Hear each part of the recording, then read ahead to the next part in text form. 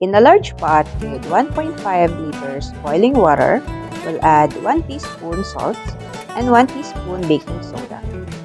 And then we will put in 260 grams homemade fresh egg noodles.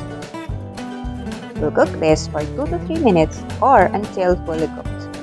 We'll rinse it in cold water and drain.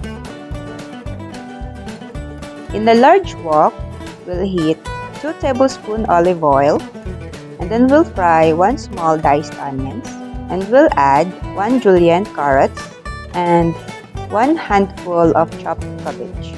We will also add 1 cup of bell pepper, yellow and red, and chopped white stalk of spring onion over a medium-high heat for 3 to 4 minutes until soft.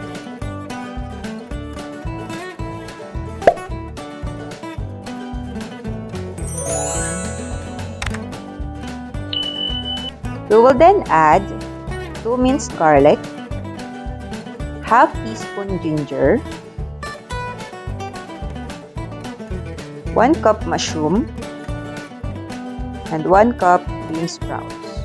And then we will season it with pepper and salt, then stir fry for 1 minute.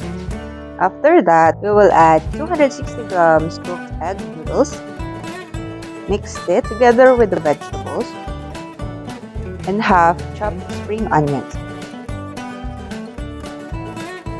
Add 1 pinch of sugar, then we will mix it thoroughly. We will stir fry this for 2 to 5 minutes, making sure to keep the ingredients moving.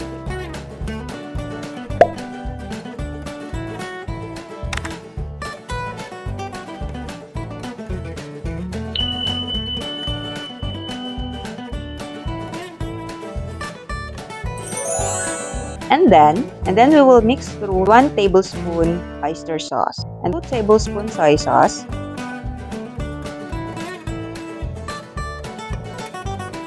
We will mix it all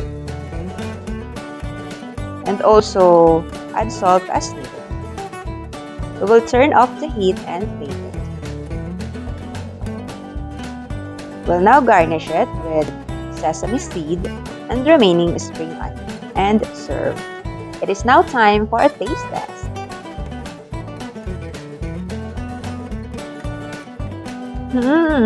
So good. There you go, our easy chow mein recipe. Thank you for watching.